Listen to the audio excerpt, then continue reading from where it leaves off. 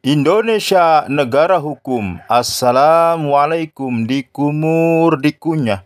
Assalamualaikum semuanya. Sahabat Hengki Abdullah dari Sabang sampai Merauke, dari Pulau Miangas hingga Pulau Rote, baik yang ada di dalam negeri maupun yang ada di luar negeri. Semoga kita semuanya dalam keadaan sehat walafiat jasmani dan rohani, dimudahkan segala urusannya dan senantiasa mendapat perlindungan dari Allah Subhanahu wa taala. Amin ya robbal alamin. Tentunya kita berdoa semoga kita semua banyak rezekinya insyaallah. Amin ya Allah ya robbal alamin. Sahabat Hengki Abdullah dimanapun berada, ada salah satu narasumber yang berani mengatakan bahwa ini adalah menurut hukum KUHP atau Kitab Undang-Undang Hukum Pidana, dan juga beliau juga memaparkan bahwa hukum fikih dalam Islam pun seperti ini. Maka dari itu, sahabat Hengki Abdullah, mari kita sama-sama simak videonya, dibiasakan nonton sampai dengan selesai agar tidak merongos, agar tidak kebakaran jenggot, dan agar tidak marah-marah nanti cepat tua dan rezekinya seret. Mari sahabat Hengki Abdullah dimanapun berada, kita dengarkan abang ini berbicara tentang hukum pidana dan juga hukum fikih daripada Islam yang beliau ketahui, antara almarhum Mat Tanjar dan juga Bang Hasan Busri mengenai percarokan yang ada di Bangkalan, Madura. Mari kita sama-sama videonya. Berkaitan dengan carok antara Bang Hasan dan Bang Wardi versus Mat Tanjar, Mat Redam, Hafid, Nasiri, dan teman-teman yang lain.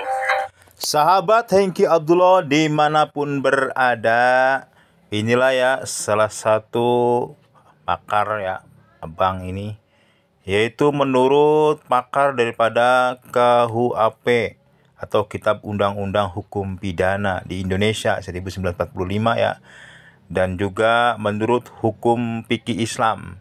Apakah yang dimaksud daripada abang yang berbicara ini? Mari kita sama-sama dengarkan sahabat Hengki Abdullah dimanapun berada. Bagaimana pandangan hukum KUHP pidana tersendiri dan bagaimana hukum fikih dalam Islam menurut abang ini. Itu versi dan pendapat abang ini ya sahabat Hengki Abdullah dimanapun berada.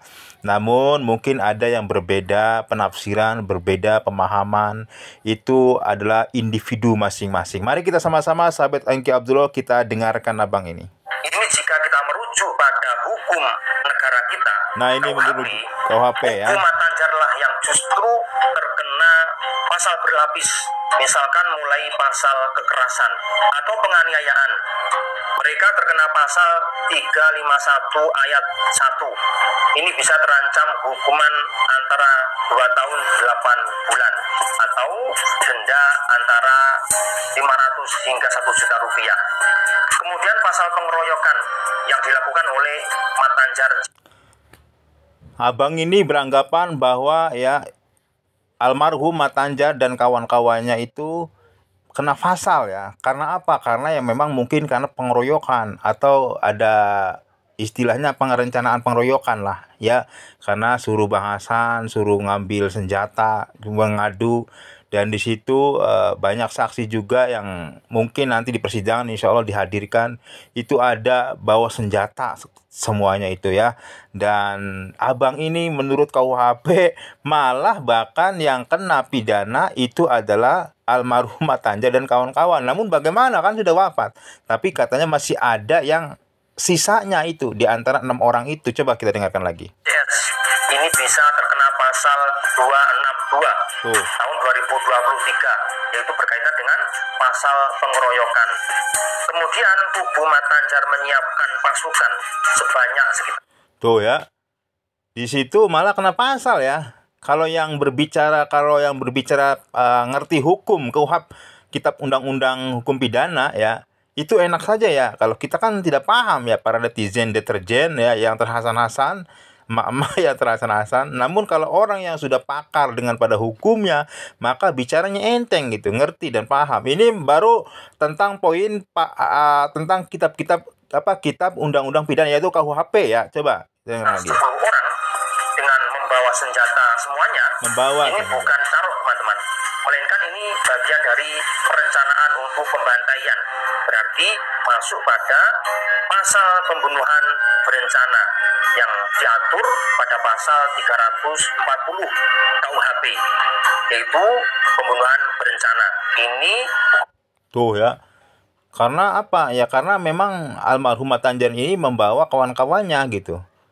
Yang tadinya permasalahannya one by one ya antara almarhum Matanjar dengan Bang Hasan, kemudian suruh pergi bawa senjata, datang lagi, ternyata di situ di lokasi sudah ada yang Bang Hasan sampaikan sudah ada 10 orangan seperti Bang Hasan dan Bang Wardi ya.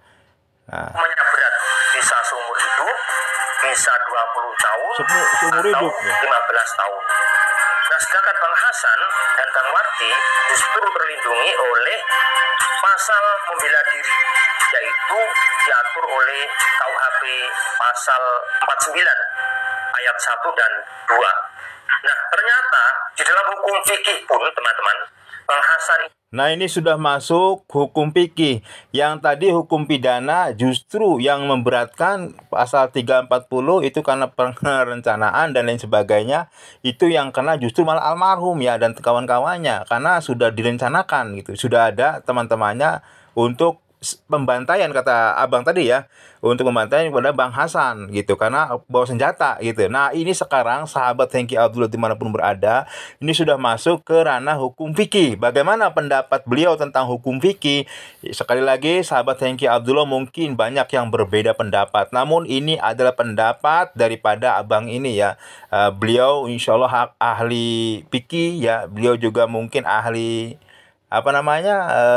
hukum pidana. Kita tidak bisa melihat daripada sudut pandang kita ya sahabat yang Abdullah, namun apa yang dibicarakan beliau itu sesuai dengan data dan sesuai dengan fikih. Coba lihat lagi, dengarkan. juga terlindungi, yaitu berkaitan dengan membela diri. Karena apa? Ketika seseorang kehormatannya diinjak-injak, kehormatannya mau dirampas oleh orang lain, maka wajib bagi kita semua untuk membela diri.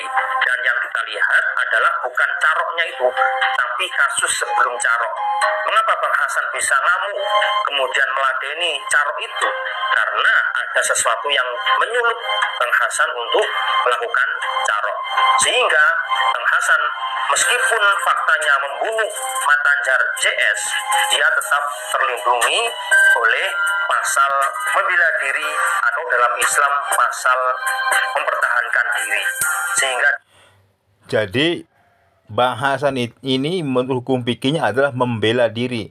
Kita sering dengar ya almarhum Kiai Haji Zainuddin MZ pernah ngomong, jangan pernah cari musuh, tapi ketemu musuh jangan pernah lari. Itu pernah dengar ya, mungkin kalau sahabat tahun 80-90-an ceramahnya daripada almarhum Kiai Haji Zainuddin MZ itu, kita nggak boleh kita cari musuh, nggak boleh kita sama sekali ya. Satu musuh itu banyak banget ya buat kita. Tapi kata almarhum Kiai Haji Zainuddin MZ, tapi kalau ketemu musuh pantang untuk lari. Itu ya pendapat ini ya sahabat. dia bisa terbebas dari kisos maupun kafaroh. Kisos itu hukuman, kafaroh itu denda. Jadi Bang Hasan dan Bang Wardi ini tidak bisa dipenjara atau dihukum, bahkan tidak bisa didenda, karena mereka berdua hanya melakukan pembelaan diri, bukan sekedar duel atau bahkan melakukan kejahatan.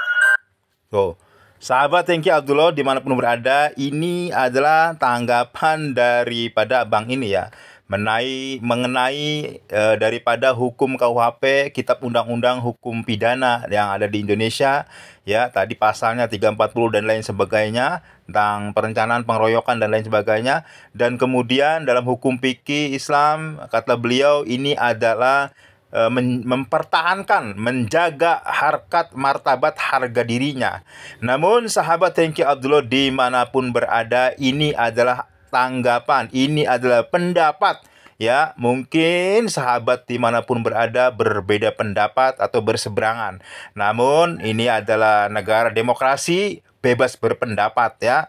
Nah, yang menilai adalah masyarakat netizen Indonesia dimanapun berada. Tentunya harapan kita adalah mudah-mudahan di Bangkalan Madura khususnya tidak ada lagi kejadian seperti apa yang terjadi kepada Bang Hasan, Bang Wardi dan juga almarhum Tanjar, Nazari, Hafiz dan juga Nazari Hafiz ya, terendam gitu. Mudah-mudahan tidak ada lagi khususnya di Madura dan pada umumnya mudah-mudahan di negara kesatuan Republik Indonesia ini tidak ada lagi yang namanya percarokan yang seperti yang terjadi kepada saudara kita di Bangkalan Madura. Itu harapan kita.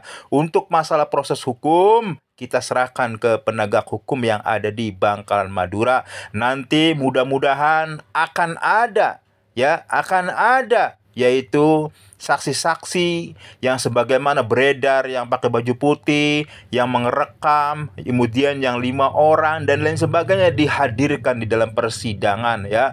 Mudah-mudahan para intelijen, para kepolisian semuanya bergerak dengan kasus ini karena dikawal se-Indonesia, bahkan ke negara tetangga. Yang komen di Hengki Abdullah juga banyak banget, yang dari Arab Saudi, yang dari Irlandia, yang dari Malaysia ya, yang dari Taiwan. Masya Allah banyak banget ternyata yang mengawal kasus ini. Mudah-mudahan dibuka dengan terang benderang dan hukum di Indonesia adil seadil-adilnya. Itu saja sahabat Hengki Abdullah dimanapun berada. Ini adalah sekali lagi pendapat dari abang ini. Semua kita serahkan kepada pendapat masing-masing karena ini negara berdemokrasi. Kita bisa berpendapat apapun pendapat kita, dan ini abang ini sesuai dengan hukum pidana dan sesuai dengan hukum fikihnya.